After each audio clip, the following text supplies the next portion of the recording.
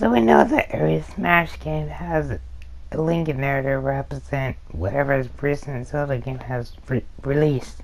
For example, the first Smash game had an Ocarina of Time link in it because it was being developed at the same time as the first Smash game.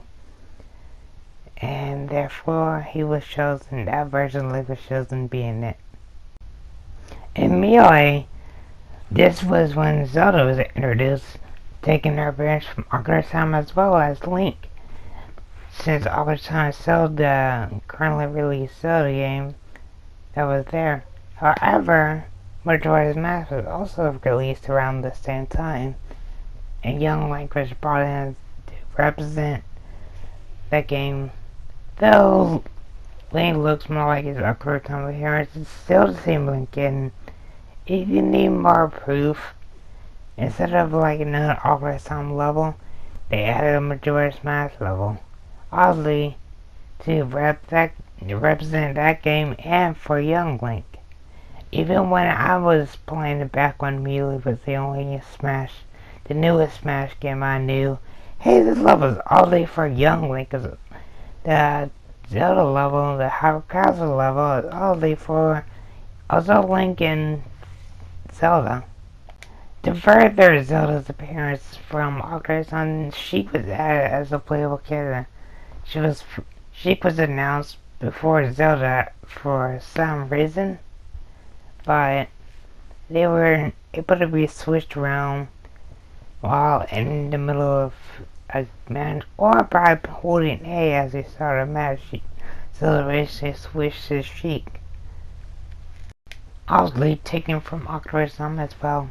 Then eventually Smash Brothers Brawl came out, and says Twilight Princess Wind Waker was originally released. Big Zelda titles. Link's design and playstyle was changed to fit with Twilight Princess, until Link was added to represent Wind Waker.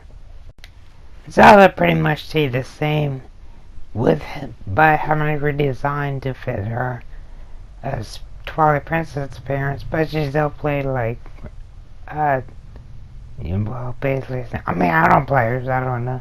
And Sheik was added. Since apparently Sheik was planned to be in Twilight Princess, but was eventually scrapped. Her design is based on how she would have looked like as she was in Twilight Princess. If you know about the Forbidden Six, then you know that Toon Zelda was planned to be a character but was removed somewhere in development. There's others of the character still in the code. However, the weirdest addition would have been Toon Sheik, which would have made it absolutely no sense as Sheik never had a Toon Silk.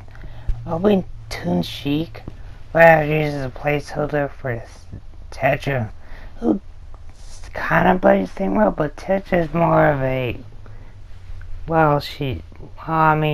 just played the Zelda, but Tetra would have fit a lot better for Toon Zelda. I can only imagine if she was removed, Toon Zelda was removed, because it would have made too many Zelda characters, and between the same Zelda character for one thing, it would have been, might as well just throw in Toon again, Dorth, while you're at it. So they were, I guess, removed. Plus Toon Sheik didn't make much sense whatsoever. But now, because of Breath of the Wild, I think Toon Zelda and Tetra couldn't make it into Smash now. Since Champion Link played a lot differently than all the regular Links have, it would only make sense for him to be a lot different and play differently than Link. And at this point, I think it's probably better to just replace Link. And this is where Toon Link comes in handy. When Link is replaced, if people still want to use the original Link's moveset, Toon Link will be there, just in case. Toon Zelda should do the exact same thing. When Zelda is replaced by the Breath of the Wild version of Zelda, it would not make sense whatsoever for her to have a Sheik appearance when she had no use for that, to pretend to be someone else, and she didn't even try in the game. She was trying to prevent Ganon before he should up again, so there was literally no reason for her to even bother. So Sheik No, she needs to go. She should be replaced with Tetra. Now I know some people will be a little antsy about Tetra replacing Sheik, since there is a good amount of people that play Sheik, but I think it's about time that we had a newer representative for the Zelda series in Sheik, who has even actually appeared in the main Zelda games since Ocarina of Time. So, yeah, Tetra's a better choice. Tetra appeared in 2 Zelda games for one. Hyrule Warriors doesn't really count as a lot of characters appearing in that one. And all around, she will play a lot differently than the rest of the characters. So I'd say she'll be a better fit. And of course, she'll have her own character slot like Samus or Sheik did. And I think she would be a better choice. Plus, I really want Toon Zelda and Tetra into the game and not keep reusing the same characters. And this idea would actually play in favor with Mario as well. Dr. Mario is basically just a clone of Mario. He has worse strength or something, but he's more powerful than Mario, which is weird because they're just the same person. But if Mario's moveset gets changed differently for Cappy, then Dr. Mario will end up being his own original character.